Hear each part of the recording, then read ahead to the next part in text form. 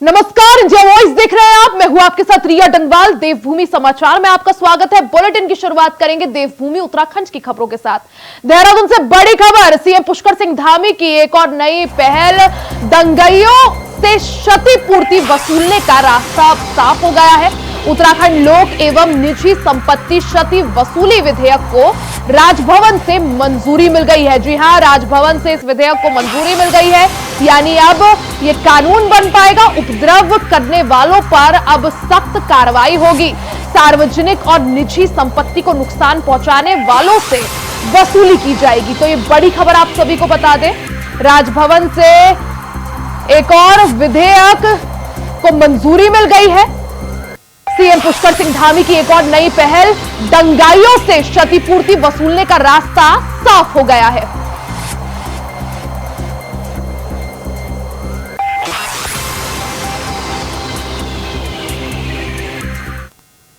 खबर देहरादून से है, जहां धामी सरकार के 3 जरूरी विधेयकों को राजभवन से मंजूरी मिल गई है। उपद्रवियों पर नकल करने के लिए उत्तराखंड इस दौरान उपद्रवियों पर नकेल कसने के लिए उत्तराखंड लोक एवं निजी संपत्ति क्षति वसूली विधेयक को राज्यपाल की मंजूरी मिल गई है। नुकसान की भरपाई के अलावा 8 लाख तक का उपद्रवियों पर जुर्माना भी लगाया जाएगा। मुख्यमंत्री पुष्कर सिंह धामी ने भी विधेयक को मंजूरी मिलने के बाद राज्यपाल का आभार जताया है। सीएम ने कहा कि विधायकों के वेतन भत्तों में बढ़ोतरी का रास्ता साफ हो गया है। राज्यपाल ने विधिवत संशोधन विधेयक को मंजूरी दे दी है। विविध संशोधन विधेयक के तहत विधायकों, पूर्व विधायकों, नेता प्रतिपक्ष के वेतन भत्तों और पेंशन, पारिवारिक पेंशन में बढ़ोतरी की जाएगी।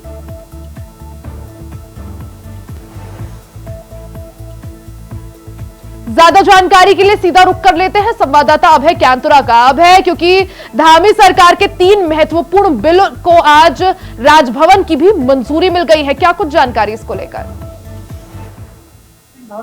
एक और कार्यक्षमता यहाँ पर देखने को मिली है। केवल उन्होंने राज्य में एक और नया बिल का पत्थर स्थापित करने का काम किया, जिसको पर निकट भविष्य के लिए उत्तराखंड राज्य के लिए बेहतर विधेयक के रूप में यहाँ पर सामने आ सकता है। मुख्यमंत्री पुष्कर सिंह धामी की सरकार ने जो गैरसैंण में आयोजित मानसून सत्र के दौरान जो उत्तराखंड लोक एवं निजी क्षति संपत्ति वसूल विधेयक जो था, जिसे सदन पर पटल पर रखने का काम किया था, सदन से ध्वनि मत से पास कराने का काम किया गया था, उसे अब राजभवन की मंजूरी यहाँ पर मिल गई है। और राजभवन की मंजूरी मिलते ही ये कह सकते हैं कि ये एक्ट के रूप में यहाँ पर कानून बन चुका है और अब राज्य में किसी भी प्रकार से कोई भी उपद्रवी तत्व काम यहाँ पर नहीं कर पाएगा।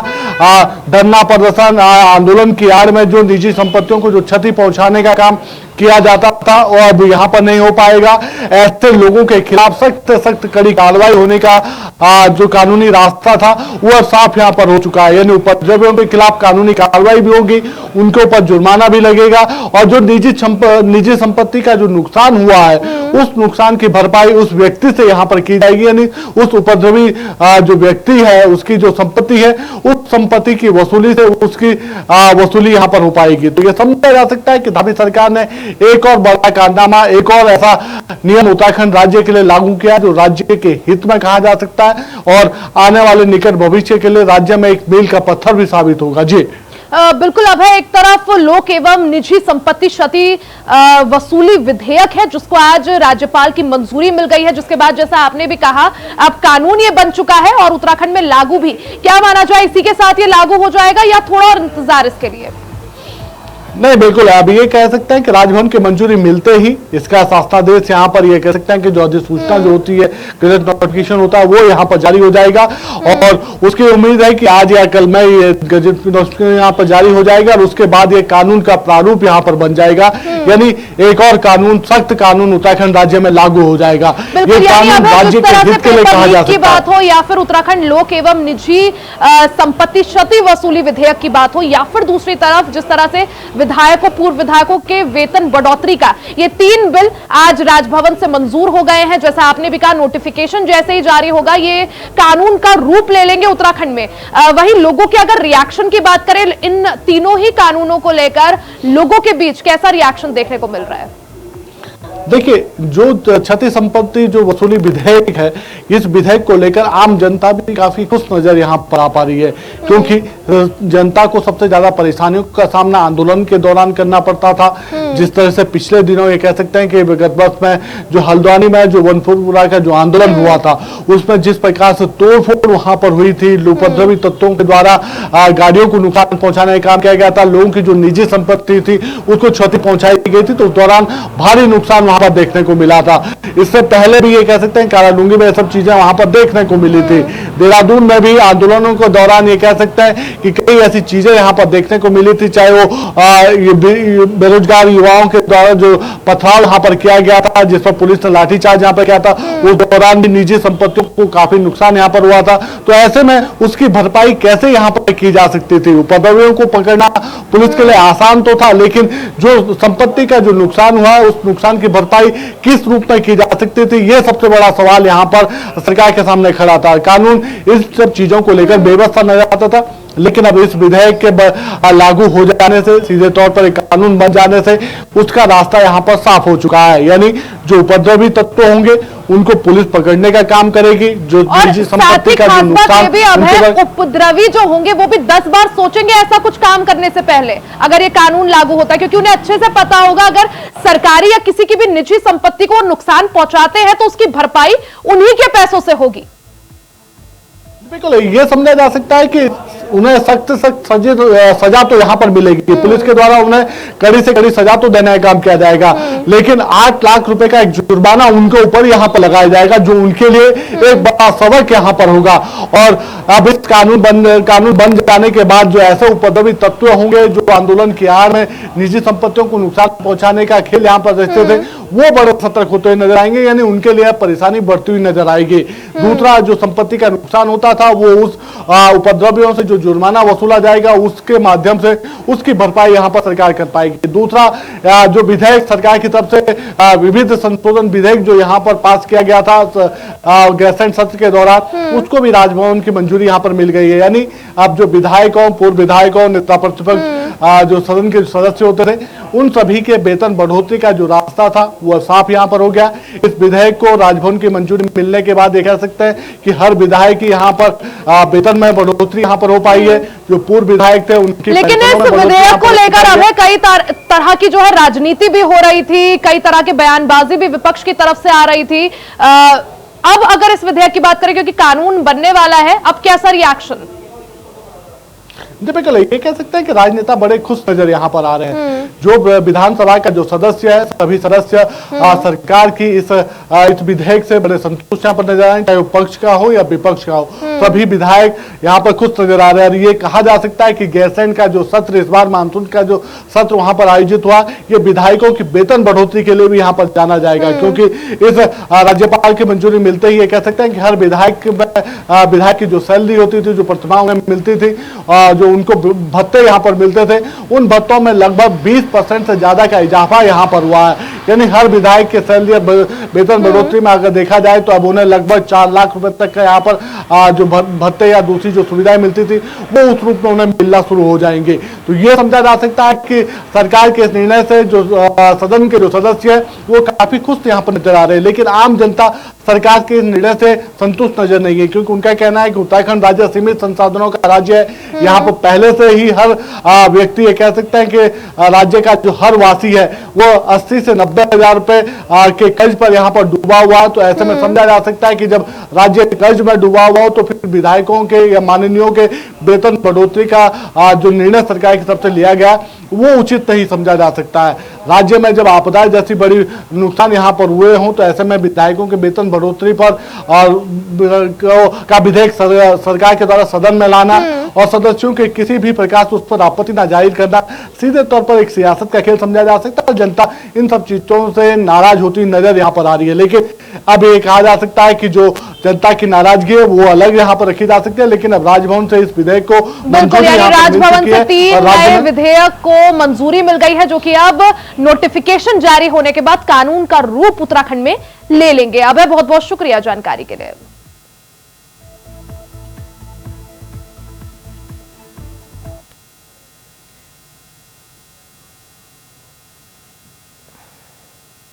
आगे बात करेंगे केदारनाथ में होने वाले उपचुनाव की। यहां रुकेंगे एक छोटे से ब्रेक के लिए, जल्द वापस लौटेंगे, कहीं जाइएगा नहीं। ब्रेक के बाद एक बार फिर से आप सभी का स्वागत है। खबरों में आगे बढ़ते हैं। खबर उत्तराखंड से है, जहां जल्द ही केदारनाथ विधानसभा के लिए उपचुनाव होने जा रहे हैं, जिसे लेकर बीजेपी ने अपनी तैयारियां तेज कर दी है। आपको बता दें कि बीजेपी ने मंडल स्तर पर सभी जो मंत्री हैं, मंडल स्तर पर मंत्रियों को भी केदारनाथ विधानसभा की जिम्मेदारी दे दी है। दूसरी तरफ कांग्रेस भी अपनी तैयारियों को आगे बढ़ाते हुए केदारनाथ विधानसभा में जीत का पूरा भरोसा दिखा रही है। कांग्रेस के सभी बड़े नेता दावा कर रहे हैं कि बद्रीनाथ विधानसभा के उपचुनाव के बाद अब हम केदारनाथ विधानसभा के उपचुनाव में जीत हासिल करेंगे।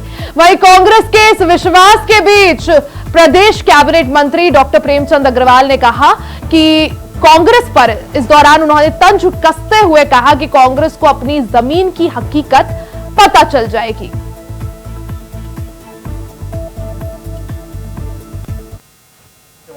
अभी हमने कहा कि अब जितने भी चुनाव होने हैं उसमें कांग्रेस को अपनी धरती पता चलेगी। उसमें केदारनाथ का चुनाव भी है, निकाय के चुनाव भी है, पंचायतों के चुनाव भी है।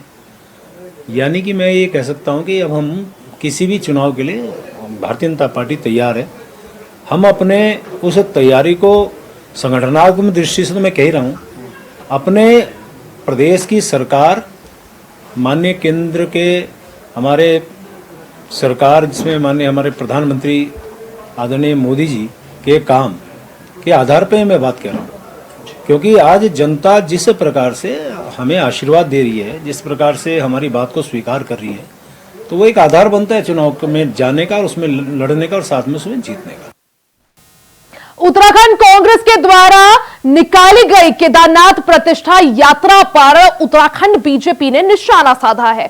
बीजेपी की मीडिया पैनलिस्ट लक्ष्मी कपूरवान अग्रवाल ने मीडिया से बात करते हुए कहा कि कांग्रेस की केदारनाथ प्रतिष्ठा यात्रा नहीं बल्कि राजनीतिक यात्रा है, जिसमें कांग्रेस प्रदेश अध्यक्ष द्वारा यह देखा जा रहा था कि कौन उनके साथ है और कौन नहीं। इस यात्रा में प्रदेश कांग्रेस का कोई भी बड़ा नेता शामिल नहीं हुआ।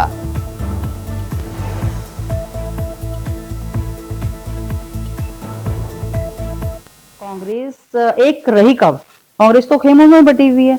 अब इन्होंने कांग्रेस ने जो है केदारनाथ प्रतिष्ठा यात्रा निकाली जरूर है, लेकिन ये बताइए वो भगवान केदारनाथ को बचाने की यात्रा थी या इनके राजनीतिक वर्चस्व को बचाने की यात्रा थी? ये कांग्रेस खुद बताए कि वो इतना महिमा मंडन इस यात्रा का कर रही हैं। उनका कोई शीर्ष नेतृत्व, कोई भी प्रदेश का बड़ा नेता उस यात्रा में शामिल नहीं हुआ।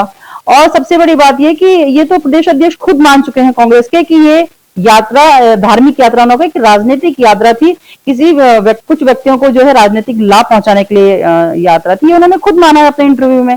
तो वो जो षड्यंत्र है, जो एक धार्मिक यात्रा के पीछे इनका जो उद्देश्य है केदारनाथ उपचुनाव में सोचने के में फायदा मिलेगा, वो जनता के सामने खुल के आ चुका है। वहीं उत्तराखंड में लगातार भू कानून बनाने की मांग उठ रही है, लेकिन भू कानून ना बनने के कारण अब टिहरी जिले के प्रतापनगर ब्लॉक के भेनगी गांव के ग्रामीणों ने खुद ही फैसला ले लिया है कि अब वहां किसी को भी अपनी जमीन वो नहीं बेचने देंगे, जिसके लिए ग्रामीणों ने गांव के मुख्य द्वार पर एक बड़ा बोर्ड लगा दिया है, जिसमें साफ लिखा है कि जमीन बेचने के बिचौलिया गांव में प्रवेश ना करें और जो भी जमीन बेचने की कोशिश करेगा उसके खिलाफ कड़ी कार्रवाई की जाएगी।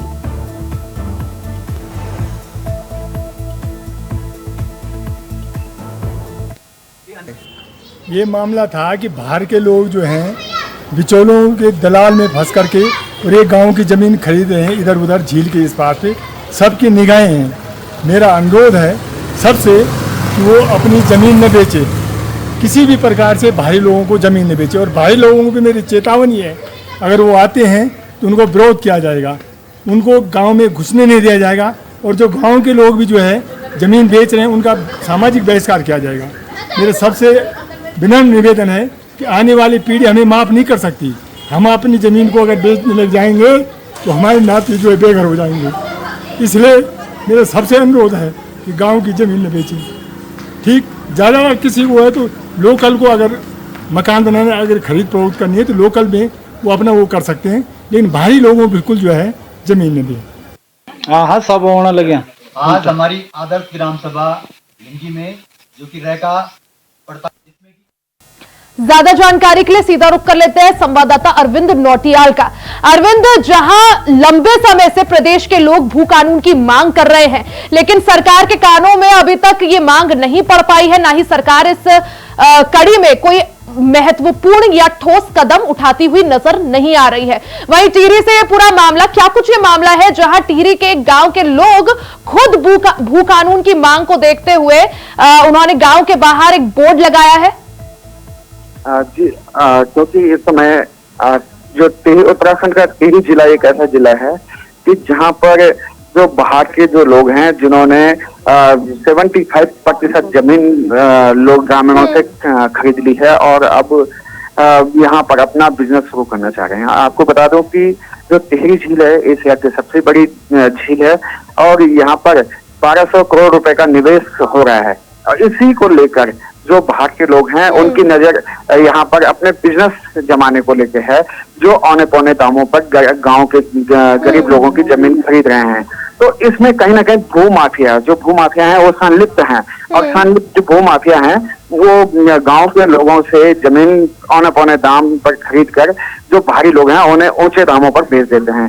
तो कुल मिलाकर यहाँ पर गांव के ही लोगों का नुकसान होता है और अब जो बाहरी लोग हैं जिन्होंने यहाँ पर जमीनें खरीदी हैं टिहरी झील के आसपास हो या धनोल्टी में हो, जो जमीनें खरीदी हैं अब वो सरकारी जमीनों पर भी कब्जा करने लग गए हैं और उनके जो गांव बिल्कुल, क्योंकि अरविंद जैसा आपने भी पूरा मामला बताया, होता यही है कि बाहर के जो लोग हैं वो आकर उत्तराखंड में जमीन खरीदते हैं और इससे सबसे ज्यादा नुकसान जो होता है वो उत्तराखंड के मूल निवासियों को होता है, क्योंकि ना ही पहाड़ के लोग प्रॉपर बिजनेस कर पाते हैं, ना ही उन्हें किसी तरह का मुनाफा हो पाता है। ऊपर से उत्तराखंड की डेमोग्राफी भी पूरी तरह से इस वजह से बदल भी रही है। अब जिस तरह से टिहरी के एक छोटे से गांव के लोगों ने मुहिम जो शुरू की है, क्या इसे एक बड़े रूप में देखा जा सकेगा आने वाले समय में? जी, क्योंकि लगातार उत्तराखंड में शिमला के तर्ज पर भू कानून की मांग उठी है और अब 22 साल से ज्यादा समय हो गया उत्तराखंड राज्य को बने हुए और जब उत्तराखंड राज्य बना था तो उस समय इसी परिकल्पना के साथ बना था कि स्थानीय जो लोग हैं उनको अपना रोजगार होगा और अपना व्यवसाय कर पाएंगे, लेकिन वो जो मामला था ये मामला सही ढंग से उठ नहीं पाया और ये दब के रह गया।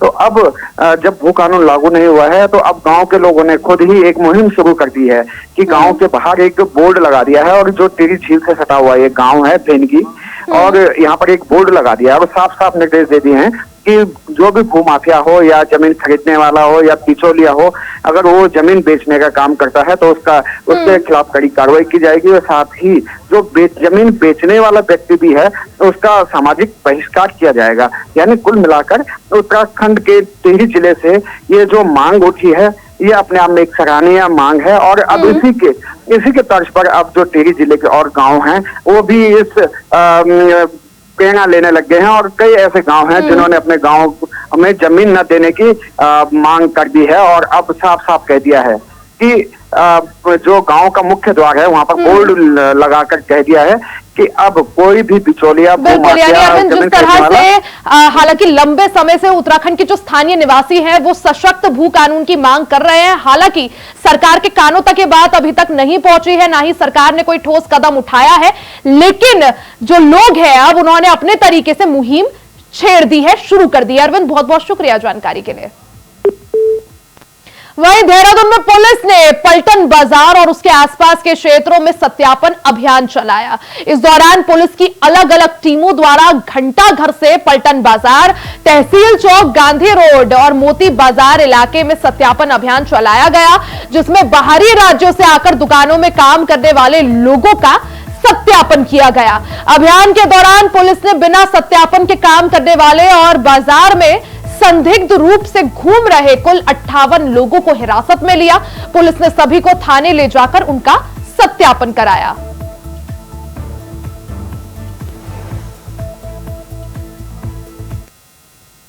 खबर देहरादून से है, जहां खेल निदेशालय में खेल युवा कल्याण मंत्री रेखा आर्या ने विभागीय योजनाओं की समीक्षा बैठक की। बैठक में खेल मंत्री रेखा आर्या ने मुख्यमंत्री उदयमान खिलाड़ी उन्नयन योजना और मुख्यमंत्री खिलाड़ी प्रोत्साहन योजना, मुख्यमंत्री खेल विकास निधि और जनपद नैनीताल में खेल विश्वविद्यालय की स्थापना, जनपद चंपावत में महिला स्पोर्ट्स कॉलेज की स्थापना के संबंध में अधिकारियों से चर्चा की और संबंधित अधिकारियों को निर्देशित करते हुए कहा कि योजनाओं के लाभार्थियों को छात्रवृत्ति का भुगतान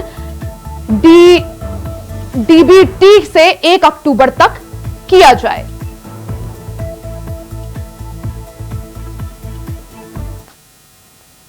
आज खेल विभाग के कुछ प्रमुख बिंदु थे जिन पर समीक्षा की गई थी, जिसमें खासकर हमारे स्पोर्ट्स डेवलपमेंट फंड को लेकर समीक्षा की गई थी और जिसमें मैंने विभाग के अधिकारी को निर्देश दिया है कि ये आज 19 सितंबर है और 19 सितंबर से लेकर 30 सितंबर के बीच में स्पोर्ट्स डेवलपमेंट फंड के संदर्भ में खिलाड़ियों के संदर्भ में विज्ञप्ति जारी हो जानी चाहिए ताकि हमारे खिलाड़ी समय रहते हुए अपने स्पोर्ट्स के रिगार्डिंग जो उनको हेल्प चाहिए वो उससे प्राप्त कर सकें। ये बात रही। दूसरी बात, हमारी जो स्पोर्ट्स यूनिवर्सिटी है उसको लेकर समीक्षा की गई। तो स्पोर्ट्स यूनिवर्सिटी का जो एक्ट है वो गवर्नर साहब के पास में पहुँच चुका है और उनके अनुमोदन के बाद में फिर बहुत जल्दी अधिसूचित होगा। इसके साथ ही स्पोर्ट्स यूनिवर्सिटी के लैंड ट्रांसफ़र को लेकर भी समीक्षा की गई है, जिसमें ये प्रगति हुई है कि लैंड के संदर्भ में फाइल जो है वो ऑनलाइन कर दी गई है, आगे उसे और परस्यू किया जाएगा। देवभूमि समाचार में फिलहाल के लिए सिर्फ इतना ही। खबरों का सिलसिला जारी रहेगा, बने रहे हमारे साथ, तब तक के लिए नमस्कार।